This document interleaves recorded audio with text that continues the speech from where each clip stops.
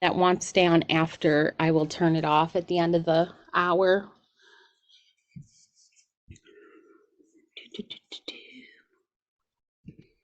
You're all so quiet. Come on, somebody start talking. I'm in the car for the first part, but I will be video on and more talkative probably in 20 minutes or so when I get home. Okay, that's acceptable. Hi there. Hello. Was that you, Elise? No, it was Hope. Hope. Hi, Hope. How are you?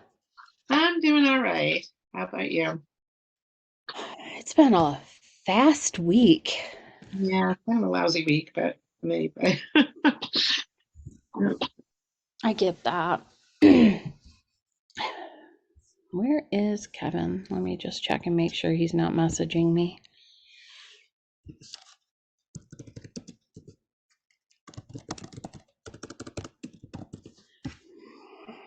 I've been on calls since 11, which is only 3 hours, but I'm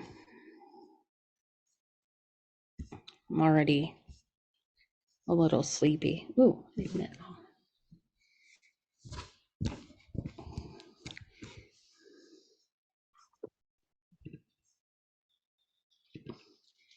Hi, Allison. Hello, hello. And Marie is getting on. Marie Elliott's joining us next week to talk about ABM, which is kind of funny because Rachel and I both have calls next week for ABM and CMA, customer marketing and advocacy, and it was not planned that way at all. Hers is the expansion call on Thursday, and then on Friday for CMA Weekly, we're just gonna have Marie jump in. But I just love her LinkedIn posts, and I think it'll be helpful to see what both the calls bring. Welcome, Kevin. I love this Hey shirt. guys. Hey Mary. Don't tell my husband I said that though, because I still tell him I don't like Star Wars. I can't let him win. Well, I'm happy to send him something. Anything Star Wars related. I got plenty. He always tells me that he thinks I would love Lord of the Rings, and I'm like, I'm not doing it. I don't care. Like, you got me to watch Star Wars. That's as far as I can go as a person. That's just it. Did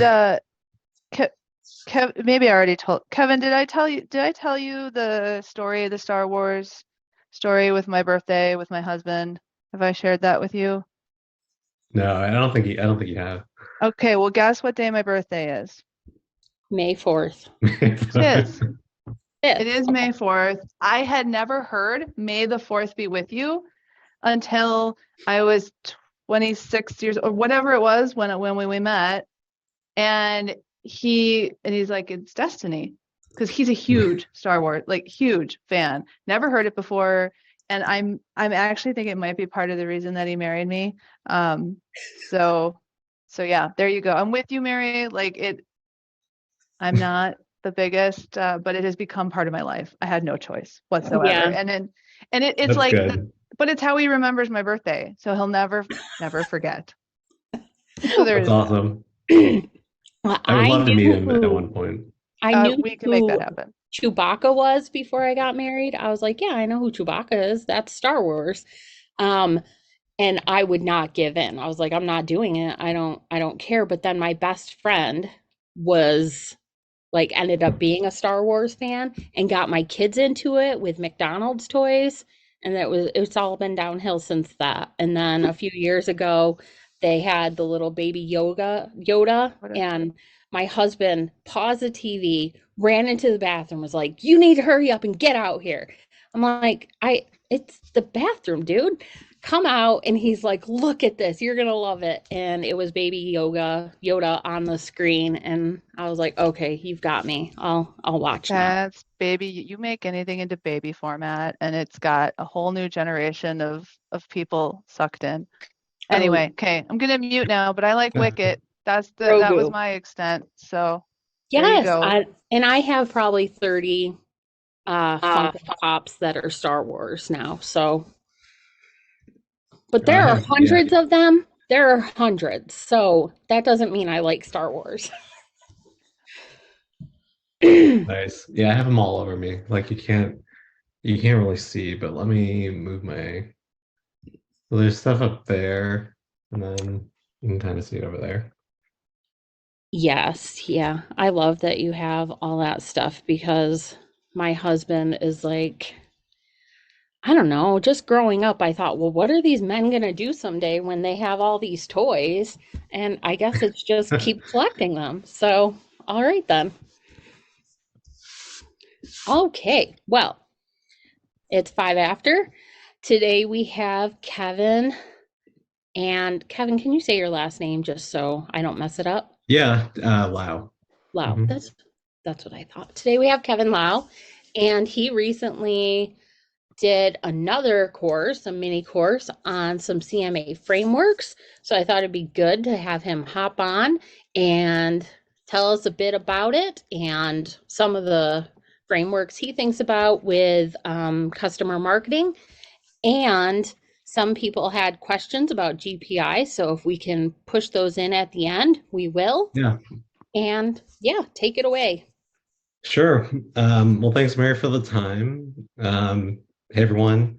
So the course I wanted to the one that I wanted to kind of mention is that it's kind of an offshoot of the main course where it was actually supposed to be part of the modules for the advocacy masterclass, but because the content was so long, we had to kind of break it up.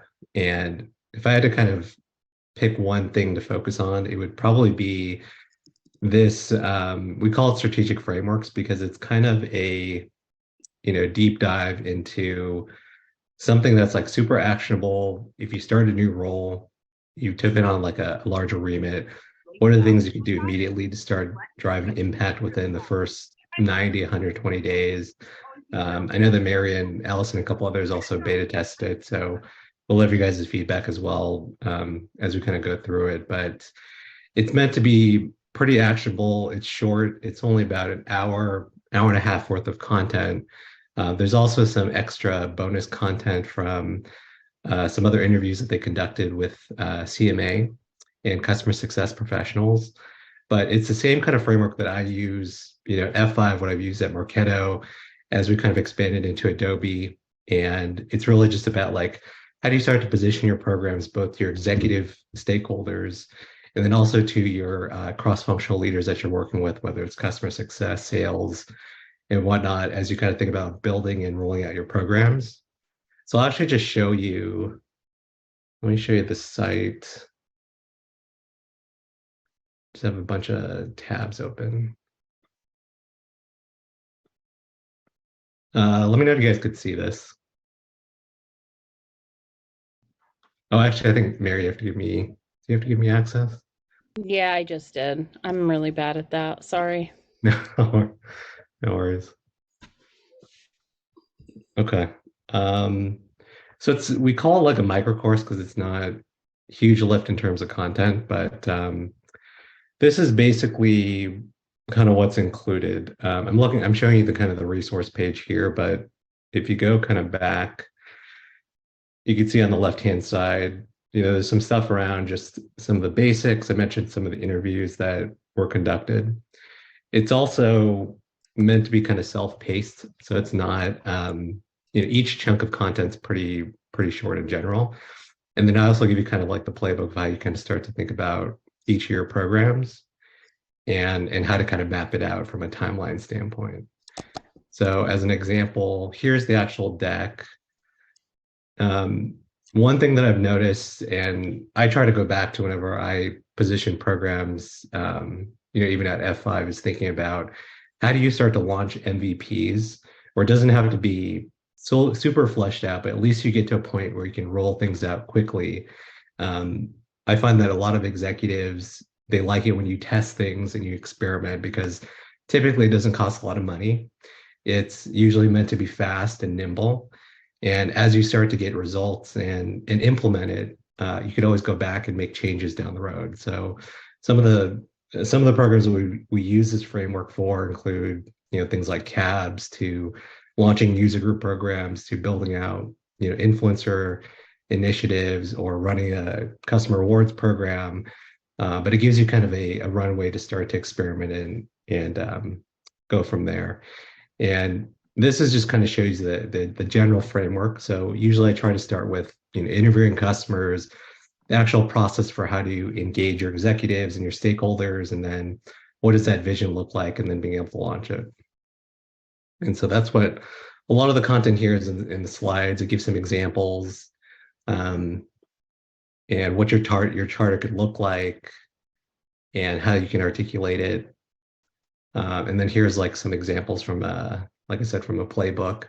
This includes both, advocacy programs, as well as life cycle, retention, and some upsell things. And then how to actually think about building your program and your portfolio from, short term versus long term. What are things to think about from a different stage of the sales cycle or the customer journey, and how you can kind of build it out. It's obviously going to be a initial template, but it's always going to be a little bit slightly different depending on where you roll it out and the company that you work for. And then I also included some examples around just org design, because I think that's another thing that is typically a hot topic. And if your CMO or whoever you report to is asking for recommendations on what could the future of your team look like, I always try to build these upfront when I'm starting to think and go into conversations where I'm ready, so that I can give them at least a point of view on what is it going to take to kind of build the functions you have. Where does it typically sit? How do you create, more efficiency with, your team, your resources? How do you bring life to life together? That's something my CMO likes to think about a lot. And then how do you start to scale it depending on the size of your team? So whether you're a team of one to three, I gave some examples of 3 to 5, and then 5 to 10, and then 10 plus. So these are just stuff that you guys can repurpose, use any way you like. And then another kind of example in terms of the playbook, and then some of the things that we kind of broken up into sections that people can download. So that's kind of the course, the down and dirty of it. But any questions at all? For anyone that's new, you can just jump in and ask questions at any point. It's Elise. I'm sorry, I might have missed it. So I didn't see the beginning of this information, how we get into the course, what the course is called, and it just might have been I missed that. Oh, yeah. Let me. So this is like the main page. I'll post the link, and there's also a 10% discount code if you want to use it. But it's meant to be kind of a micro course. It's not as long as my master class, but this is really going through the strategic framework for how to kind of build customer advocacy programs. It honestly should be customer marketing, but they kind of wanted to go with this talk track as far as how they position it.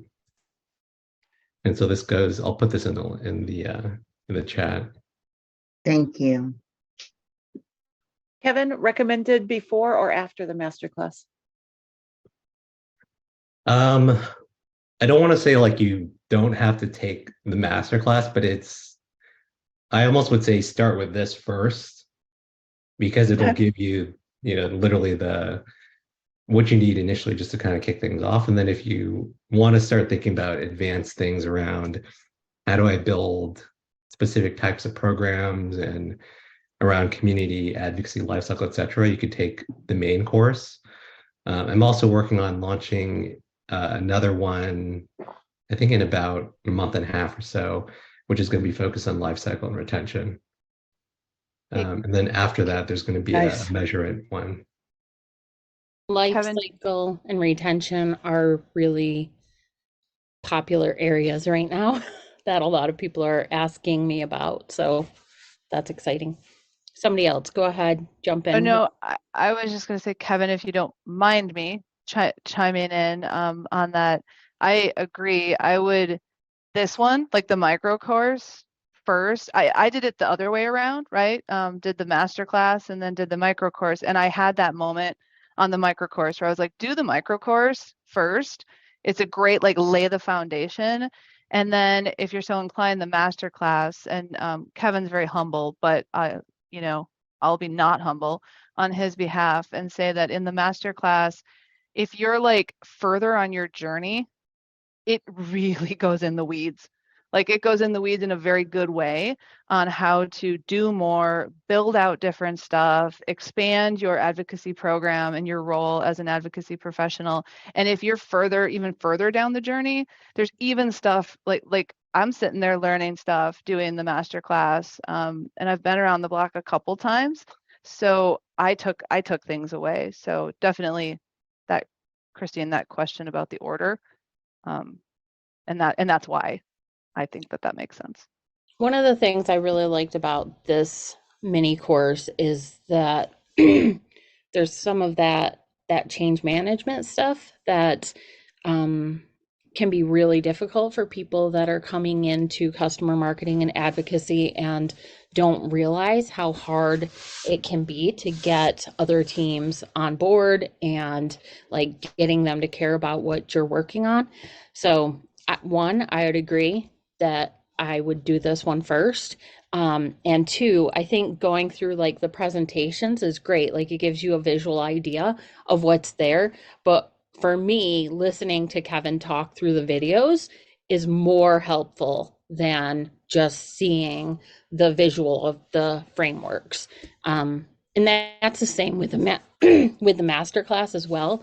And like Allison said, I have done a lot of community for like 13 years and realized that a lot of that was customer marketing and building advocacy. And even that, like, having done that for a while, coming into his courses, I've learned, oh, there's a lot of things here that I can go back to and step up what I'm doing and how I like kind of perceive or look at things. And that perspective helps a lot. Yeah. And you can go ahead and put the 10% discount thing in the, or do I already have it? I was actually just looking for, there it is. Okay. It's just CS advocacy. So it works on any of the courses that like the masters, but it'll also work for future courses too. And how do you like partnering with Customer Marketing Alliance, or is that not something you want to say? Well, I guess I know you guys want like some tea today too, so I could spill some of that. Like, I think they're very much a company that's going through, some growing pains as they mature. So there's, two sides of their business. Like, one, that they have an event strategy. So they do a lot of field events, the summits. And then they also have, like, their bread and butter is basically the learning and development content. So I will give it to Richard King, who's the owner of Product Marketing Alliance. Like, in some ways, I think he's really smart in how he handled it, because he's basically built out similar type of alliance programs for each industry across customer success, customer marketing. He does one for sales enablement. Product marketing was like his original foundational audience, but he's basically replicating it across very specialized industries that are kind of related. And so he's taking kind of like that playbook and just being able to roll it out. The one thing I will say, though, is sometimes their quality and attention to detail sometimes suffers because of it, because they're literally just replicating it fast and not always thinking about things. So when I started working with them, I probably changed the program managers at least 3 times. A couple of people left, a couple of people stayed. And I really wanted to be thoughtful about how we like position this course, because not only is it just my reputation on the line, it's also I want to make sure that customers and folks that absorb it have a good experience, and like we do it the right way. We allow people to test it out. We give them enough time. I know sometimes they were pushing to get a deadline just for the sake of getting it out there. But, there's some things that haven't been perfect, but I've been trying to get them to really be more methodical about how they launch these things, as opposed to just like getting out to the marketplace, in record time. So that's some things. And then I know others, maybe if you guys have spoken at some of their events, you might have feedback on like how it's been handled. But their events team and their learning and development team are completely separate, and they haven't really been working as closely as they should be. Yeah. I So always that's like just to some hear. background. Yeah, I always like to hear a little bit more about what they're doing because I think they're great at like getting people to join their community. Um, but it kind of just falls flat because there's not a ton of activity in there. And it has ticked up in the last couple of weeks, but not as much as I'd like to see as a community person, and not as much as I think like the industry could do and as much as they could. But if Yeah. they focus on the events and the learning and development, like focus on those. They're good at that. Keep doing that. And send your Slack people to me. Yeah. Hey, Kevin, real quick, Sandra. How you described their business model, it was pretty easy to kind of pick up that they were replicating this across a bunch of, or related like categories. And my initial take was that it felt very like a business, right? Like they're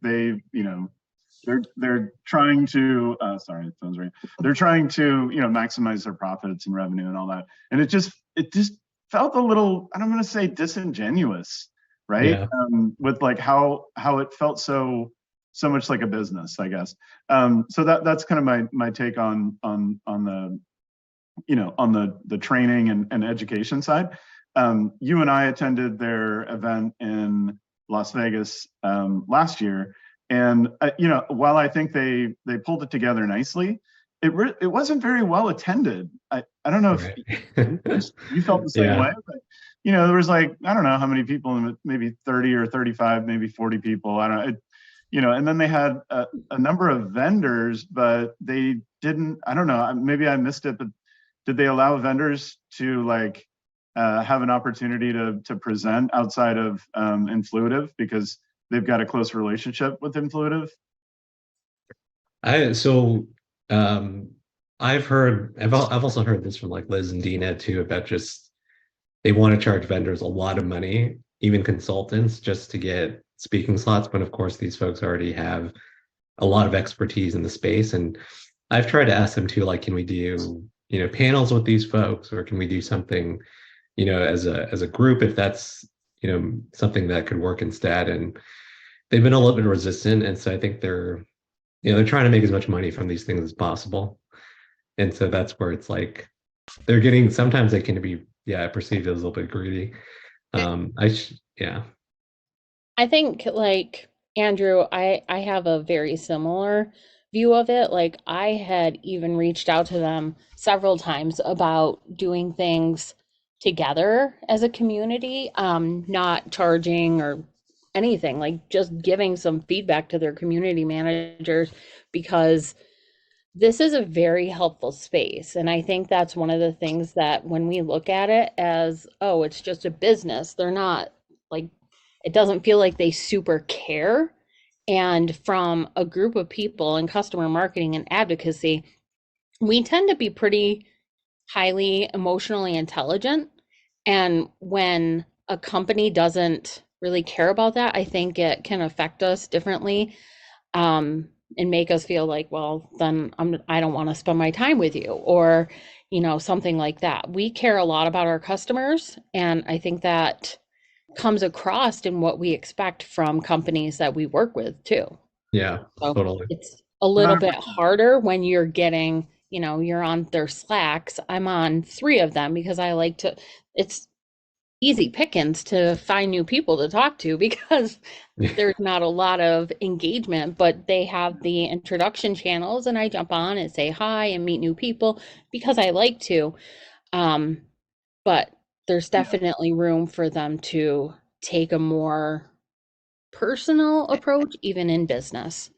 Yeah, I think oh, real quick, I just want to chime in on their Slack channel.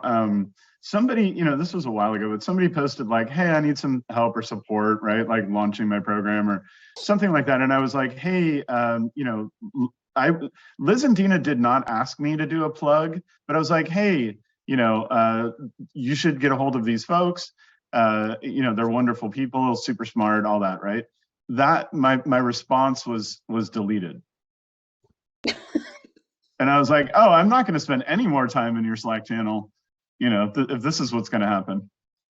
I will not delete your response, and No, I know, I yeah, take some of the same customers that they do. Like, Yeah. I do some consulting in similar areas, but I love Liz and Dina. I take an approach of there's there's enough business for everyone. But yeah, I have to be very careful if I'm like, oh, I'll put together a call or something because they don't like that. I will uh, I'll step in and stand I'll do both. I'll stand up for them and say that like the Good. content is generally quite good. And I'm not saying that just because Kevin's here, and obviously I think very highly of Kevin, but but other content as well is Mhm. quite good on their sites. And I mean, when you have money, right, it's a little easier sometimes to deliver content, but like they clearly have that piece of it, right? Correct. I think, Mary, you hit the nail on the head. Know your customer. We're all about being customer centric and understanding what makes customers tick. And I think that's their piece. They have missed it. They've missed, we are not complaining for the sake of complaining. We're just a very, like you said, right? Understand what's important to your customers. For us, it's sharing and information exchange. I'll agree with Andrew. It's very difficult if you are any way associated with a vendor organization to be able to work with them, and it comes with a very high price tag. So and that's one of the things about this space, because it is so community focused. There are some of us that are in that world, right? And like I'm speaking for myself, I moved to that world because I thought I could impact the community even more. And that was very appealing to me. So that's why I did that. So that I think like it's like on the business side, they're doing great stuff and they have really great stuff. And I think sometimes the drop off on some of the events and things like that are because of that other factor, which is the customer X, whatever it is that they're missing. So Yeah. Yeah. my 2 cents. Sure. So we had a couple of people that wanted to ask Kevin about GPI reviews. And does GPI, it does reviews and surveys, right? Gartner review. Um, Yeah. yeah, so I guess where I could start with Gartner Peer Insights. I think they've had the platform for some time.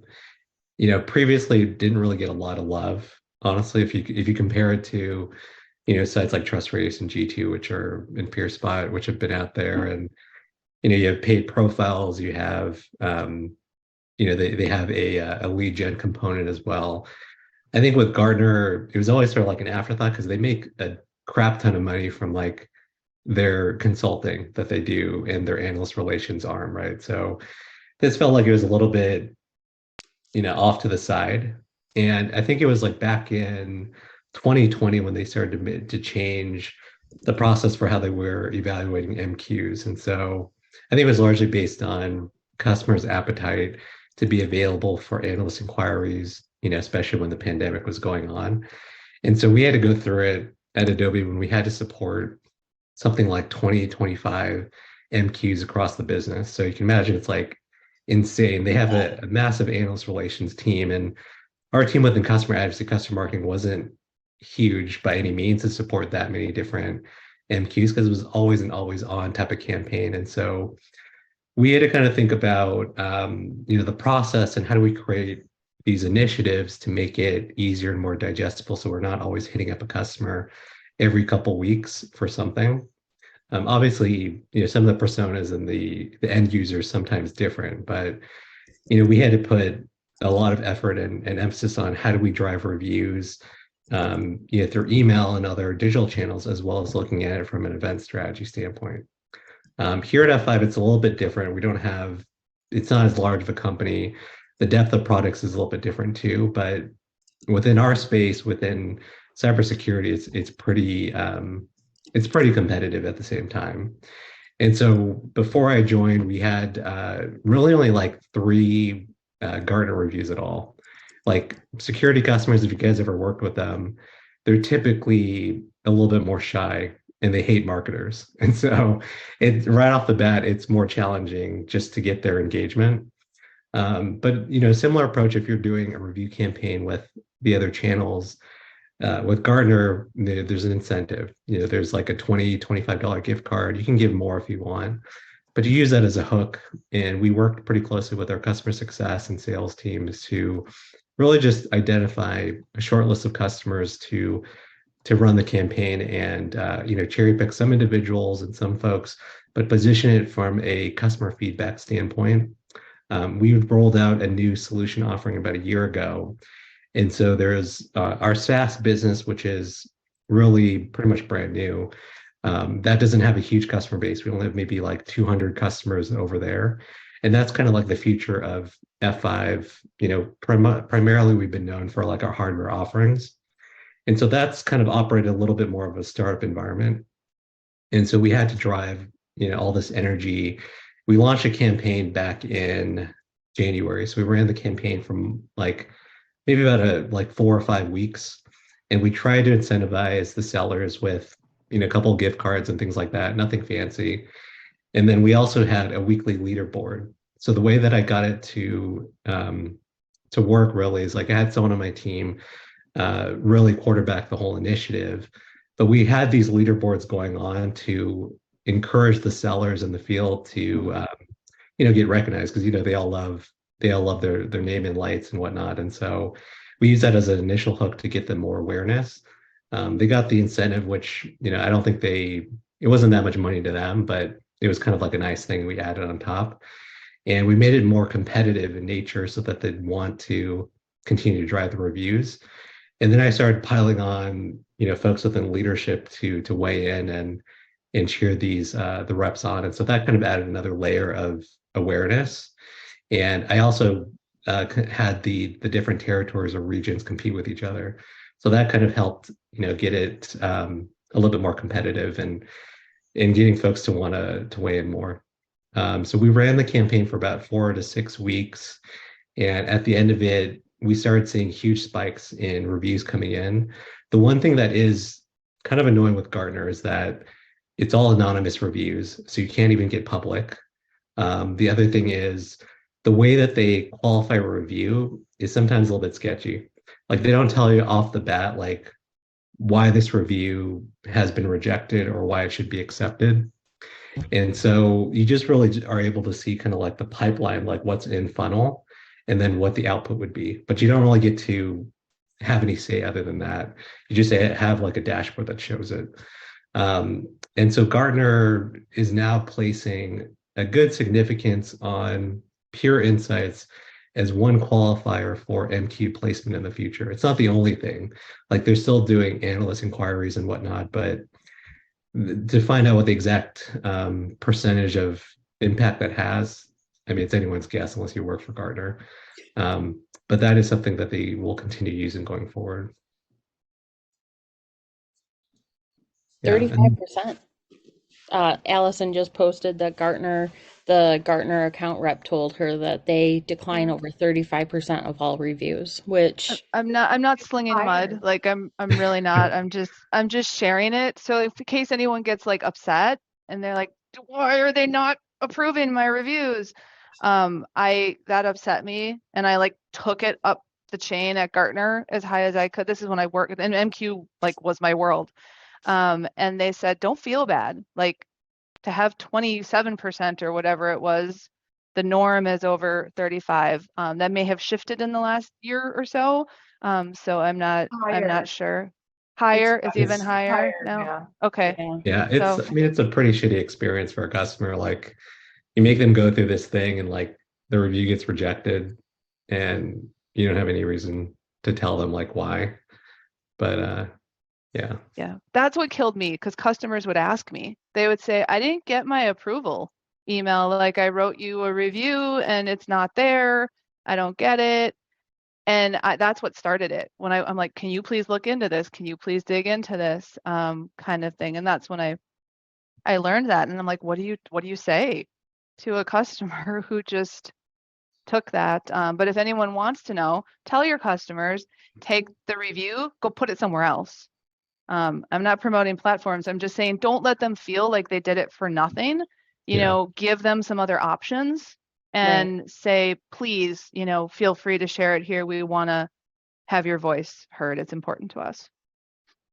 Yeah. Yeah, More, you bring up a good point. I give them the incentive regardless if it's rejected or not.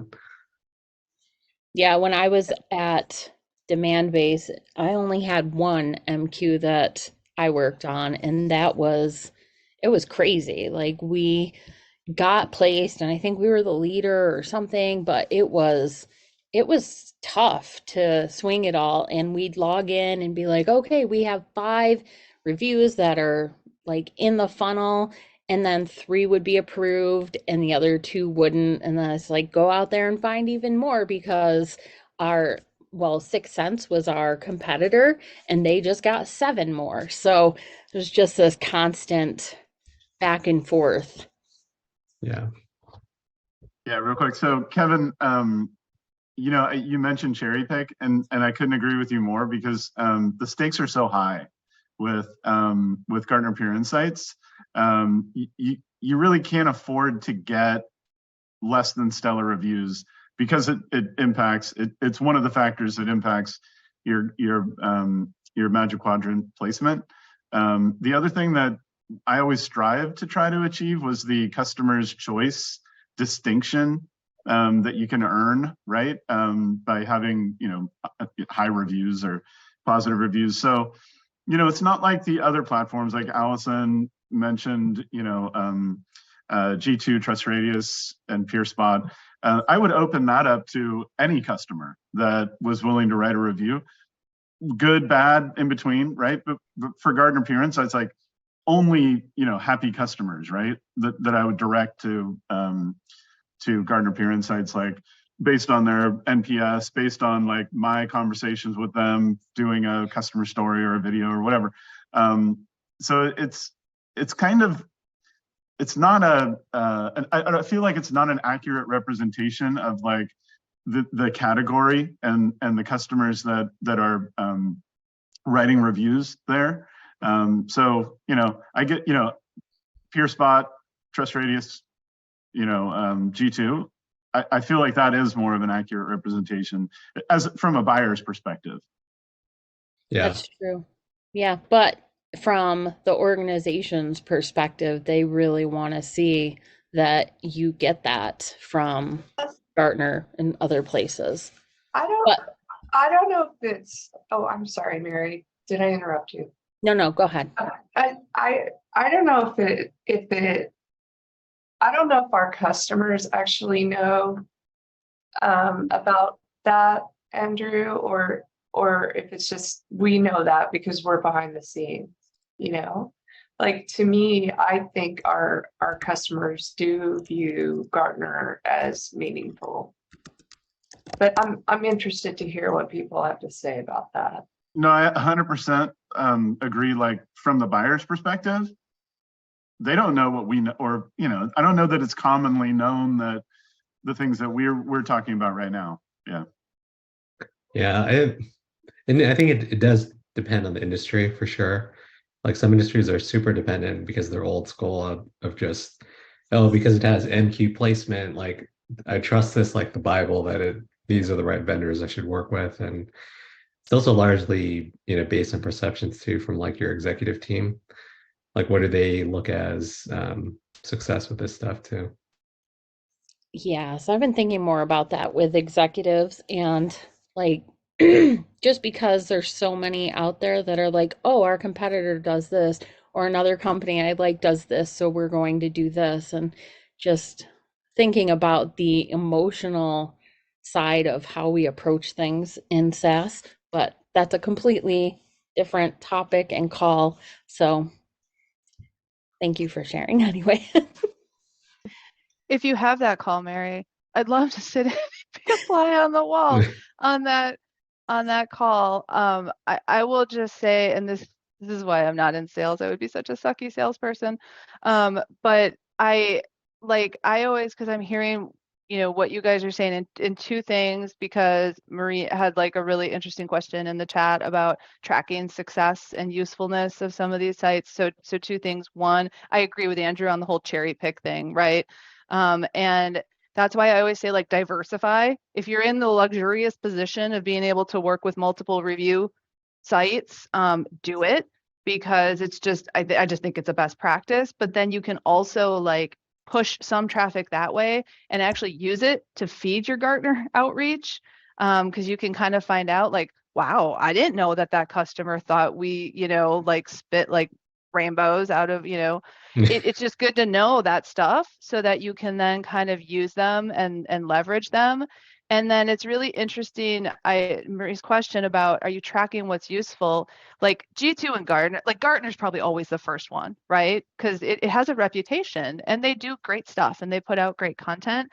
But I'm starting to hear from some, they use different ones at different points in the cycle. So now it's becoming even more complex, yay us, that makes it more difficult to like, when are they looking? Where are they looking? So I'm really intrigued by that question. Thank you, Marie, for putting it in there, because sometimes it's like I'm using Gartner to get my list, right? Like I'm going to the MQ and I'm looking for that. Then I'm digging in deeper and I'm going into and like I'll plug it just because I know what content is on our site. Like I go to PeerSpot because there's just tons of info there and I want to read about it.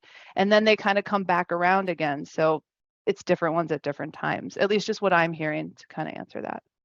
No, I think that's spot on. And I think it's going to continue like that. Like you know, every customer is a little bit different. So where in the cycle you use each one and with what types of customers, it's going to be different. I mean, there's different review sites for the like the UK and the EU area. Like they have different ones for just Germany and things like that. So it's always trying to find that right thing and knowing what's working. But for me, I haven't seen that where the reviews come from have impacted sales as much as like being on the MQ. That seems to be huge. When I was at Demand Base, they were like, we have to push for this. It's millions of dollars a year if we get in this position. And so we pushed for it. But that was, Demand Base goes after enterprise customers. So I think that's even more important because they do look at that as very significant. Yes, there are too many review sites. No, I don't know. I like the review sites, but yeah, it does diversify what we can do and what we can pay attention to, like Christine said. I will say, like with the cherry picking though, I'm getting more nervous about that because of the NPS rule that came out with the FTC about you can't base like who you're reaching out to or something on the NPS. Like you can't send all of those people just because they had a high NPS. It's not just Go do a NPS, review. right? It's everything. It's the fact that you shouldn't be cherry picking at all. You But should how be would making they the same enforce offer to that? everyone. Yeah, how are they going to stop us? I think that what they're going to end up doing is taking it on a complaint basis, right? So Okay. somebody's going to come in and say, oh, look, this is what happened. And then they'll come back and they'll start to do the research and discover, what the process is. I Okay, mean, so it's But I in- can't imagine, there's no other mechanism to do it. There's no way for them to track, Yeah. what the decision process is at all. yeah. Well, you can you can pick someone who has really high NPS and they still give you a 7 or 6 out of 10. So there's no like fully, it's like, how do they feel today? Yeah, we I did wonder if we did there's- a big push about 6 months ago, and we got like 5 reviews from people that were absolute trash, and they just given us a Mhm. 10. Mhm. So real Probably quick, misclick. Oh, go ahead. No, when we get low NPS scores, 0 through, I wouldn't even say it's full detractor, just maybe from 0 through 4, our CS team has a, what is it called? Oh, sure. Friday, I can't think, but essentially there's a process, a playbook they have to follow up. And so, like, I think 50% of the time it's customers say, oh, I didn't mean to click that. So I'm sure we get that on the 10 and the 9 side too. I went round and round with the research team at Trust Radius because they were rejecting some of our reviews that were legitimate reviews. And they came back with this, their response was, you have to have reviews that fit into this, you know, bell curve of like, so many have to be kind of negative, so many in the middle, and so many that are positive. And so that's how they kind of tried to keep it fair-ish, right? Like, what was it? They called it a representative sample of your total, you know, customer base. That means they made up the rules. That's what that means. Yeah, they made up the rules. Yeah. Don't we all make up the rules? It's like You if know, you, some companies do. yeah, just like if you're driving through a neighborhood and you stop at the stop sign, most people do because it's a law, but if there are no cops in that area or you're known that there's no cops in the area, they won't pull you over for it. There's going to be plenty of people that just blow right through. And Yeah. so So Mary, real quick on that. We got a lot of like really high reviews coming out of a conference, right? We had like 2,500 customers come. I've heard that. You know, I don't know how you all feel about this, but like I probably wouldn't go to a conference, like spend the money on the airplane, the hotel, whatever, the registration, if I really didn't like that company, that vendor, I probably wouldn't go, right? So chances are you're going to have a lot of happy customers that come to your conference. So if you're doing a reviews campaign at your conference, chances are a lot of those reviews are going to be very positive. And this was the part that really annoyed me about Trust Radius was they were like, it's not a representative sample. And I'm like, I asked everybody who came, you know, like I didn't, you know, like, how can I get more representative? I don't know. So they rejected a bunch because you got too many happy customers. Sorry. Take it up with Vinay. Yeah. The other thing I'll say with Gartner is like some of their enablement resources are not that great. Like even just to get the licensing to use the reviews that are published on your page and use them for like on your website or getting the quotes featured. I mean, you can copy and paste them for sure, but like I know with some of the other review sites, they give you a widget. You could literally copy and paste it there. But Gartner, they make you go through more steps, which is kind of annoying. Yeah, we actually hired an agency to deal with the Gartner peer insights. I just fed them the reviews and they managed the whole thing because it was such a pain in the ass. I was like, it was at the time, it was just me. I was already serving a team of over 300 sales. I was doing our other review sites that I think Trust Radius, G2, Capterra, and all of those. And then there was another one, and I said, I'm not doing another one. I don't have the bandwidth. I won't do it. So I don't know. Instead of saying you're going to do it anyway, they're like, all right, we're going to get an agency partner to deal with it. Yeah. So if you have the resources, that was very useful. That's totally true. We used like we had to rely on Big Sky a lot at Adobe because just it was so much work just writing these campaigns. Yeah. I can only imagine 25 MQs. That's like that's a lot of work. Yeah, that's a lot. Too much. Yeah, that's a lot. Too much. Be like, yeah, no. I mean, but to your point, Mary, it's like if like the option of not being a leader in MQ for Adobe is like out of the question. And so if we didn't hit that, like it would come down from leadership and we'd be screwed. Good point. Yeah, no, this is really helpful on Gartner Peer Insights because I think a lot of people have questions. And oddly, in the communities, we don't talk about reviews anywhere near as much as like cabs and things like that. They do come up, but not as much as I always expected they would. But this is helpful. I will Mary, can I do one shameless plug? I didn't even know I swear I didn't know we were talking about this today. I'm just here for the show. Shameless plug. Shameless plug. I am next week putting out a series of educational videos called like Review Roadblocks. I'm happy to share that link. So if anyone here would like to, like, I mean, I'm sorry that it's my head talking for most of them, but it is, and Gartner is one of them, actually, the Gartner MQ, like making the case to leadership to move away from the MQ or ways that you can handle the MQ and bring in other like review sources. So if anyone's interested, I could share it with you, Mary, and then if you want to put it out there, Yeah, you're I'll put it welcome in to do it. Another one is how to make the case with leadership for negative reviews, that it's okay to have constructive reviews in the mix. And another one is like, how do you deal with customers when they just won't leave reviews? There's 5 or 6 of them in the series. So I'm happy to share that. Yes, yes, absolutely. And I'll put it in the newsletter as well. I honestly, I was just talking to Bianca earlier. I think it was that I was saying like there's a lot of space for more education in our vocation, like for even the vendors to do more educational stuff. There's so much where like they try to hide their features and stuff from each other. It's just weird to me.